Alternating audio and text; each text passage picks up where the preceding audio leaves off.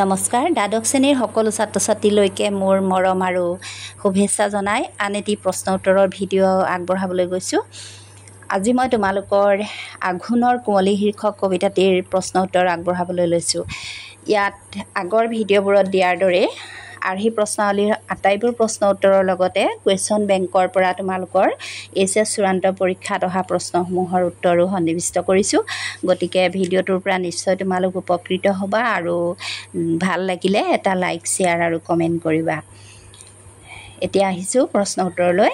আৰ্হি প্ৰশ্নৰ কৰ 1 নম্বৰ, কবি কেশৱ মহন্তই কোনখন কাব্যগ্ৰন্থৰ বাবে সাহিত্য অকাডেমী বঁটা লাভ কৰিছিল? উত্তৰ, কবি কেশৱ মহন্তই মোৰ যে কিমান হেঁপাহ নামৰ কাব্যগ্ৰন্থৰ বাবে সাহিত্য অকাডেমী বঁটা লাভ কৰিছিল। 2. কেশৱ মহন্তৰ দ্বাৰা ৰচিত এখন গীতৰ পুথিৰ নাম লিখা। উত্তৰ, কেশৱ মহন্তৰ দ্বাৰা ৰচিত এখন গীতৰ পুথিৰ নাম মোৰ যে কিমান হেঁপাহ। 3. পছোৱা আলোচনী কোনগৰাকী সাহিত্যিকে সম্পাদনা কৰিছিল? উত্তৰ, পছোৱা আলোচনীখন হেম বৰুৱাই সম্পাদনা কৰিছিল। 4. কেশৱ মহন্তই কোনখন আলোচনীত প্ৰথমতে কবি হিচাপে আত্মপ্ৰকাশ কৰিছিল? উত্তৰ, কেশৱ মহন্তই জয়ন্তী আলোচনীত প্ৰথমতে কবি হিচাপে আত্মপ্ৰকাশ কৰিছিল। 5. আঘোণৰ কুঁৱলী শীৰ্ষক কবিতাটিত উল্লেখ থকা সেউতী কোন? উত্তৰ, আঘোণৰ কুঁৱলী শীৰ্ষক কবিতাটিত উল্লেখ থকা সেউতী হৈছে কবিৰ প্ৰেমিকা। খ চমু প্ৰশ্নৰ 1 নম্বৰ, জয়ন্তীৰ কবিসকলৰ কবিতাৰ দুটা বৈশিষ্ট্য লিখা। উত্তৰ, জয়ন্তীৰ কবিসকলৰ কবিতাৰ দুটা বৈশিষ্ট্য হৈছে সাম্যবাদী ভাৱধাৰাৰ প্ৰকাশ আৰু কৃষক শ্ৰমিক আদি সাধাৰণ শ্ৰেণীৰ জনতাৰ সুখ দুখ আৰু সংগ্ৰামৰ ছবি অংকন। 2. অসমীয়া কবিতাৰ আধুনিক যুগ সৃষ্টিত বিশেষ অৰিহণা যোগোৱা 3খন আলোচনীৰ নাম লিখা। উত্তৰ, অসমীয়া কবিতাৰ আধুনিক যুগ সৃষ্টিত বিশেষ অৰিহণা যোগোৱা 3খন আলোচনীৰ নাম হৈছে জয়ন্তী, পছোৱা আৰু ৰামধেনু। 3. কেশৱ মহন্তৰ 2খন কবিতা পুথিৰ নাম লিখা। উত্তৰ, কেশৱ মহন্তৰ 2খন কবিতা পুথিৰ নাম হৈছে আমাৰ পৃথিৱী আৰু বুকুত এজাক ধুমুহা। 4. আঘোণৰ পথাৰত কাম আৰু কাম। কবিয়ে আঘোণৰ পথাৰত থকা কি কামৰ বিষয়ে ইংগিত দিছে? কবিয়ে ইংগিত দিয়া আঘোণৰ পথাৰত থকা কামবোৰ হৈছে ধান দোৱা, ডাঙৰি বন্ধা, ডাঙৰি কঢ়িওৱা ইত্যাদি। 5. উৰুলি আৰু ৰাগী শব্দ দুটাৰ অৰ্থ লিখা। উত্তৰ, উৰুলি হৈছে যিকোনো শুভ কাৰ্যত তিৰোতাসকলে মুখৰ জিভা লৰাই কৰা ধ্বনি বিশেষ আৰু ৰাগী শব্দৰ অৰ্থ হৈছে নিচা বা মাদকতা। গ দীঘল প্ৰশ্ন 1 নম্বৰ, আঘোণৰ কুঁৱলীয়ে কবিক কিদৰে আমনি কৰিছে বুজাই লিখা। উত্তৰ, আঘোণ মানেই সোণোৱালী ধাননিত জাক জাক দাৱনীৰ খিলখিল হাঁহি, কেচ কেচ কাঁচিৰ শব্দ। আঘোণ মানেই ডাঠ শুকুলা কুঁৱলীৰ আঁচলত সুৰুজৰ লুকা-ভাকু খেল, প্ৰকৃতিৰ এক বিনন্দীয়া ৰূপ। কিন্তু আঘোণৰ কুঁৱলীয়ে কবিক বাৰুকৈয়ে আমনি কৰিছে। প্ৰেমিক কবিয়ে প্ৰেমিকাৰ সন্ধানত যাওঁতে কুঁৱলীয়ে বাট ভেটি ধৰিছে। কুঁৱলীৰ বাবে কবিয়ে একো মনিব পৰা নাই। কবিৰ প্ৰেমিকা সেউতীয়েও আঘোণৰ পথাৰৰ কোনোবা ঠাইত ধান দাই আছে।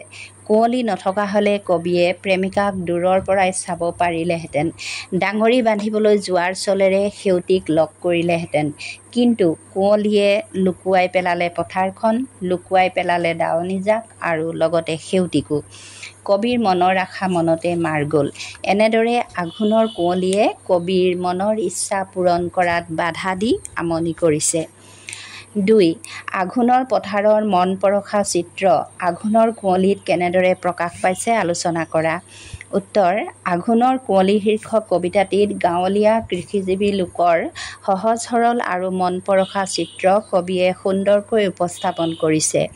সোণবৰণীয়া পকা ধানৰ পথাৰখনত দাৱনীহঁতৰ কাঁচিৰ কেচ কেচ শব্দ, হাঁহিৰ খিলখিলনি, ধানৰ মুঠি বন্ধা, ডাঙৰি বন্ধা আদি দৃশ্যবোৰ যেন কবিৰ শব্দগাঁথনিত জীৱন্ত হৈ উঠিছে। ধান দোৱাত ব্যস্ত আঘোণৰ দাৱনীহঁতৰ দৃশ্যটো কবিয়ে ফুটাই তুলিছে এনেদৰে। কেচ কেচ চিকমিক খৰ কাচিবোৰ দেখিলোহেঁতেন বা খোপা বন্ধা মূৰবোৰ ওপৰলৈ তুলিবৰে সময় নোপোৱা। ধান পকাৰ লগে লগে গাঁৱৰ জীয়ৰী বোৱাৰীয়ে হাতত চিকচিকীয়া কাচি লৈ কাপোৰেৰে মূৰ ঢাকি ব্যস্ত হৈ পৰে ধান দোৱাত। দাৱনীয়ে বান্ধি যোৱা ধানৰ মুঠিবোৰেৰে ডেকাহঁতে ডাঙৰি বান্ধি ঘৰলৈ নিয়ে। তাৰ মাজতে কোনোবা ডেকা গাভৰুৰ মাজত প্ৰেমৰ উন্মেষ ঘটে। কুঁৱলীৰ মাজতো আঘোণৰ পথাৰত ব্যস্ত মানুহবোৰৰ মন ফৰকাল হৈ পৰে। কবিয়ে ব্যক্ত কৰিছে এনেদৰে: আঘোণৰ আকাশতে উৰুলিৰ ৰাগী আছে আঘোণৰ আকাশত ৰাগী আৰু ৰাগী। মুঠতে ক'ব পাৰি আঘোণৰ পথাৰৰ মন পৰশা চিত্ৰ কবিয়ে কবিতাটোত অতি সুন্দৰকৈ প্ৰকাশ কৰিছে। ৩. আঘোণৰ কুঁৱলী শীৰ্ষক কবিতাটিত সহজ সৰল প্ৰেমৰ চিত্ৰ কেনেদৰে অংকিত হৈছে বুজাই লিখা।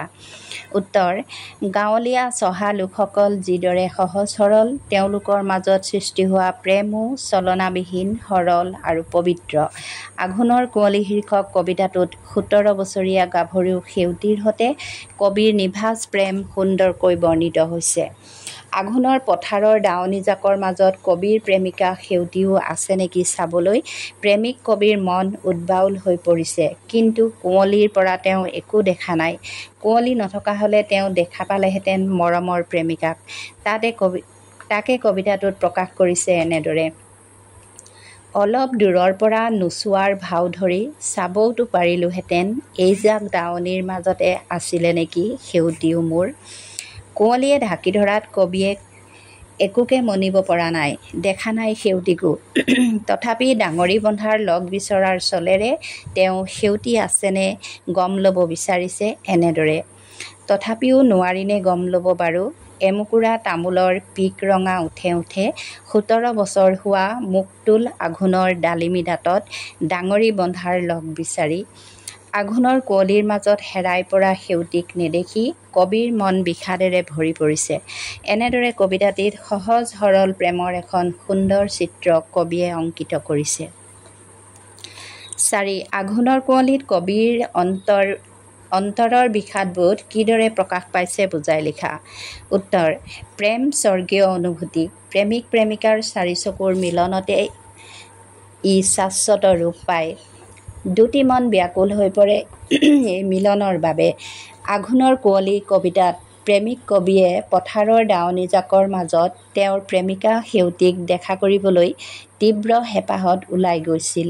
কিন্তু কুঁৱলীয়ে কেউপিনে ঢাকি ধৰাত তেওঁ একোকে দেখা নাপালে।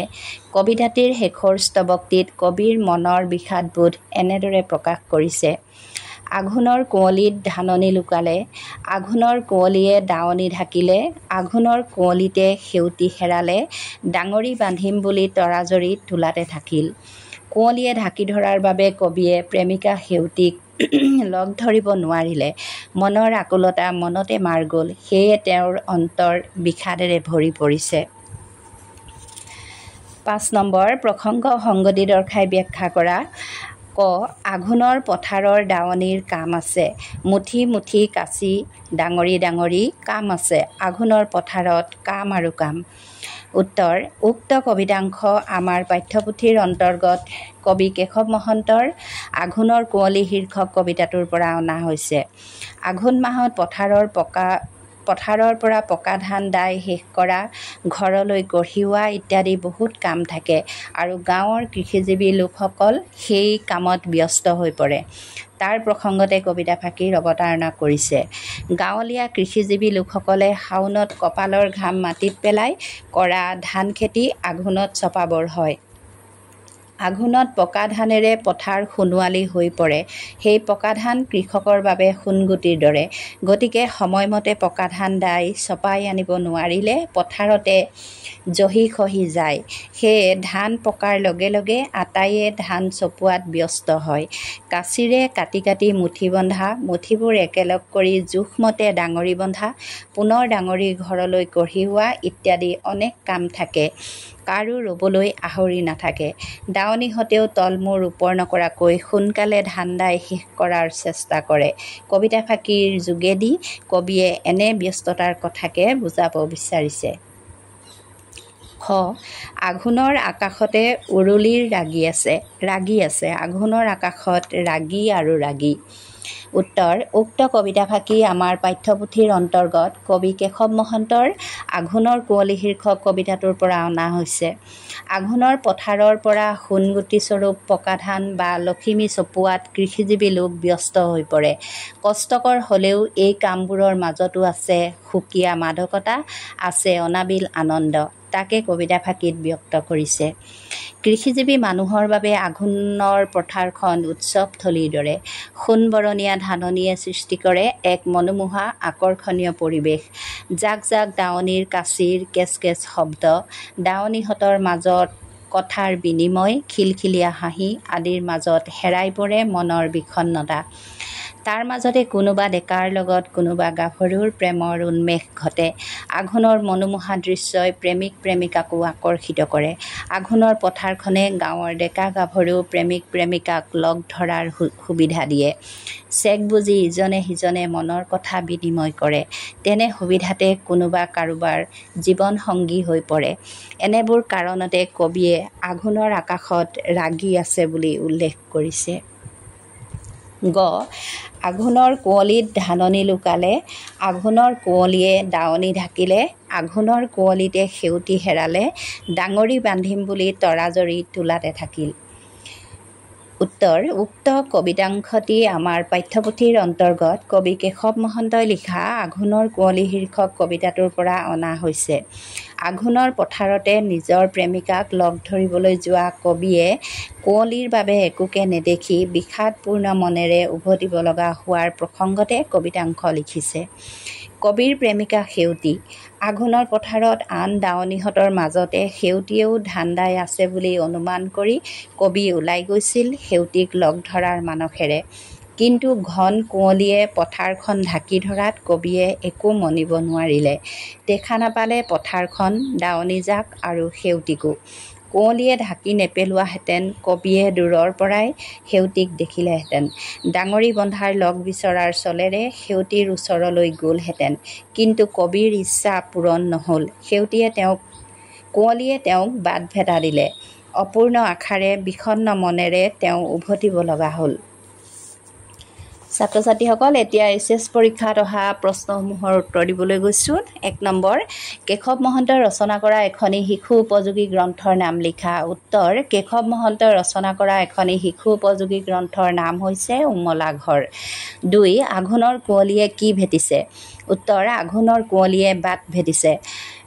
৩, ৰ'দ জিকিমিকি কাব্যগ্ৰন্থৰ ৰচক কোন? উত্তৰ, ৰ'দ জিকিমিকি কাব্যগ্ৰন্থৰ ৰচক কেশৱ মহন্ত। ৪, মুখ তোল আঘোণ বাক্যাংশই কি অৰ্থ বুজাইছে? উত্তৰ, মুখ তোল আঘোণ বাক্যাংশই পকা ধানেৰে পৰিপূৰ্ণ হোৱা আঘোণক বুজাইছে। ৫, আঘোণৰ আকাশত কিহৰ ৰাগী আছে? উত্তৰ, আঘোণৰ আকাশত উৰুলিৰ ৰাগী আছে। অৰ্থাৎ আঘোণৰ পথাৰখন হৈছে গাঁৱৰ ডেকা গাভৰু বা প্ৰেমিক প্ৰেমিকাই লগ পাব পৰা এখন উৎকৃষ্ট ঠাই। ধান দোৱাৰ চলেৰে প্ৰেমিকাই আৰু ডাঙৰি বন্ধাৰ চলেৰে প্ৰেমিকে মনৰ ভাৱ বিনিময় কৰাৰ সুযোগ পায় আৰু এনে সুযোগতে গঢ়ি উঠে অকৃত্ৰিম প্ৰেম আৰু আত্মীয়তাৰ এনাজৰী। সেয়ে কবিয়ে আঘোণৰ আকাশত উৰুলিৰ ৰাগী আছে বুলি কৈছে। ৬, জয়ন্তী আলোচনীখন কোন দুগৰাকী ব্যক্তিৰ দ্বাৰা সম্পাদিত হৈছিল? উত্তৰ, জয়ন্তী আলোচনীখন কমল নাৰায়ণ দেৱ আৰু চক্ৰেশ্বৰ ভট্টাচাৰ্যৰ দ্বাৰা সম্পাদিত হৈছিল। ৭, ডাঙৰি আৰু তৰাজৰী শব্দ দুটাৰ অৰ্থ লিখা। উত্তৰ, ডাঙৰি হৈছে ধানৰ সৰু সৰু মুঠি একেলগ কৰি বন্ধা ডাঙৰ মুঠা আৰু তৰাজৰী হৈছে তৰা গছৰ জৰী, যিকোনো বস্তু বান্ধিবলৈ ব্যৱহাৰ কৰা হয়। ৮, আঘোণৰ কুঁৱলী নথকা হ'লে কবিয়ে পথাৰত কেনেধৰণৰ দৃশ্য দেখিলেহেঁতেন বুজাই লিখা। উত্তৰ, আঘোণৰ কুঁৱলী নথকা হ'লে কবিয়ে দেখিলেহেঁতেন সোণবৰণীয়া পথাৰখন, মূৰত খোপা বন্ধা দাৱনীৰ জাক, সিহঁতৰ লিহিৰী আঙুলিয়ে বন্ধা ধানৰ মুঠিবোৰ, লগতে দেখিলেহেঁতেন চিকমিক খৰ কাঁচিবোৰ। তাৰ মাজতে কবিয়ে দেখিলেহেঁতেন নিজৰ প্ৰেমিকা সেউতীক। কিন্তু কুঁৱলীৰ বাবে তেওঁ একো দেখা নাপালে। ৯, আঘোণৰ কুঁৱলী কবিতাটিত কবিয়ে সেউতীক উদ্দেশ্যি বৌদেক বন্ধনীত সোধা কাব্যপংক্তিটো কি আছিল? উত্তৰ আঘোণৰ কুঁৱলী কবিতাটিত কবিয়ে সেউতীক উদ্দেশ্যি বৌদেউক বন্ধনীত সোধা কাব্যপংক্তিটো এনেধৰণৰ। বৌদেউ, আপুনি যে কৈছিলে সেউতীৰ কথা, মোৰ কথা সেউতীক কৈছিলে জানো? 10 অৰ্থ লিখা। মুখটোল আঘোণ তেও হালধীয়া। উত্তৰ মুখটোল আঘোণ বাক্যাংশই পকা ধানেৰে পৰিপূৰ্ণ হোৱা আঘোণক বুজাইছে। তেও হালধীয়া শব্দৰ অৰ্থ হৈছে পাতল হালধীয়া। 11 কুৰি শতিকাৰ 40ৰ দশকত বিশেষ ভূমিকা পালন কৰা তিনিখন আলোচনীৰ নাম লিখা। উত্তৰ কুৰি শতিকাৰ 40ৰ দশকত বিশেষ ভূমিকা পালন কৰা তিনিখন আলোচনীৰ নাম জয়ন্তী, পছোৱা আৰু ৰামধেনু। 12 জয়ন্তীৰ পৰৱৰ্তী কালত প্ৰকাশ পোৱা দুখন অসমীয়া আলোচনীৰ নাম লিখা। উত্তৰ জয়ন্তীৰ পৰৱৰ্তী কালত প্ৰকাশ পোৱা দুখন অসমীয়া আলোচনীৰ নাম পছোৱা আৰু ৰামধেনু। 13 প্ৰসংগ সংগতি দৰ্শাই ব্যাখ্যা কৰা। ক অলপ দূৰৰ পৰা নোচোৱাৰ ভাও ধৰি চাবওতো পাৰিলোহেঁতেন, এইজাক দাৱনীৰ মাজতে আছিল নেকি সেউতীও মোৰ, আঘোণৰ কুঁৱলীয়ে বাট ভেটি কৰিছে আমনি, একোকে নমনি। উত্তৰ উদ্ধৃত কবিতাংশ আমাৰ পাঠ্যপুথিৰ অন্তৰ্গত কেশৱ মহন্তই লিখা আঘোণৰ কুঁৱলী শীৰ্ষক কবিতাটোৰ পৰা অনা হৈছে। কুঁৱলী নথকা হ'লে কবিয়ে আঘোণৰ পথাৰখন দেখিলেহেঁতেন আৰু দাৱনীজাকৰ মাজত সেউতীও আছে নেকি দূৰৰ পৰাই চাব পাৰিলেহেঁতেন, তাকে কবিতাংশত ব্যক্ত কৰিছে। প্ৰেমিক মনে নিজৰ প্ৰেয়সীক এপলক চাবলৈ বা লগ ধৰিবলৈ বৰ উৎকণ্ঠিত হৈ থাকে। আঘোণৰ কুঁৱলী কবিতাটোত প্ৰেমিক কবিয়ে প্ৰেয়সীক লগ ধৰাৰ মানসেৰে ওলাই গৈছিল। কিজানিবা পথাৰত ধান দাই থকা দাৱনীজাকৰ মাজতে সেউতীও আছে। কিন্তু ডাঠ শুকুলা কুঁৱলীয়ে কেউপিনে ঢাকি ধৰাত কবিৰ ইচ্ছা পূৰণ নহ'ল। দাৱনীজাক বাদেই কুঁৱলীৰ বাবে তেওঁ পথাৰখনকে দেখা নাপালে। কুঁৱলী নথকা হ'লে তেওঁ দূৰৰ পৰাই সেউতীক চাব পাৰিলেহেঁতেন। খ আঘোণৰ বাটটোহে কুঁৱলীৰে ঢকা, মনসাহ খেদি বন শেষ হ'ল, আঘোণৰ কুঁৱলীয়ে বাট ভেটি ল'লে। উত্তৰ উদ্ধৃত কবিতাফাঁকি আমাৰ পাঠ্যপুথিৰ অন্তৰ্গত কেশৱ মহন্তই লিখা আঘোণৰ কুঁৱলী শীৰ্ষক কবিতাটোৰ পৰা অনা হৈছে। যি প্ৰেম নিভাঁজ, অকৃত্ৰিম আৰু প্ৰকৃত ভালপোৱাৰ এনাজৰীৰে বন্ধা, তেনে প্ৰেমক যে একোৱে বাধা দি বিচ্ছিন্ন কৰিব নোৱাৰে, তাকে কবিতাশাৰীত প্ৰকাশ পাইছে। প্ৰকৃত প্ৰেমত থাকে সঁচা মৰম, সঁচা ভালপোৱা। বিভিন্ন বাধা বিঘিনি স্বত্তেও তেনে প্ৰেমে পূৰ্ণতা পায়। ইজনে সিজনৰ ছবি মনৰ একোণত প্ৰতিষ্ঠা কৰি লয়, যাক কোনেও মচি পেলাব নোৱাৰে। প্ৰেয়সী সেউতীক বিচাৰি ওলাই যোৱা কবিক কুঁৱলীয়ে বাধা দিলে। কুঁৱলীয়ে বাটটোহে ঢাকিব পাৰিলে, কিন্তু কবিৰ মনৰ পৰা সেউতীৰ ছবি আঁতৰাব নোৱাৰিলে। তেওঁৰ মনে পুনৰ সেউতীকে বিচাৰিব। 14 পতাসোণ শব্দটিৰ অৰ্থ লিখা। উত্তৰ পতাসোণ হৈছে সোণাৰীয়ে পিটি পাতল কৰা সোণ। 15 আঘোণৰ কুঁৱলী কবিতাটো ক'ৰ পৰা লোৱা হৈছে? উত্তৰ আঘোণৰ কুঁৱলী কবিতাটো ডক্টৰ মহেশ্বৰ নেওগৰ দ্বাৰা সম্পাদিত সঞ্চয়নৰ পৰা লোৱা হৈছে। ছাত্ৰ ছাত্ৰীসকল, তোমালোকৰ আঘোণৰ কুঁৱলী শীৰ্ষক কবিতাটোৰ আটাইবোৰ প্ৰশ্ন উত্তৰ মই আগবঢ়ালোঁ। প্ৰশ্ন উত্তৰ আছিল ইমানেই। আজিৰ ভিডিঅ' মই সামৰিবলৈ লৈছোঁ। পুনৰ আন এটি ভিডিঅ' লৈ তোমালোকৰ মাজলৈ আহিম। চাই থাকিবা আছামিজ পাঠশালা। ধন্যবাদ।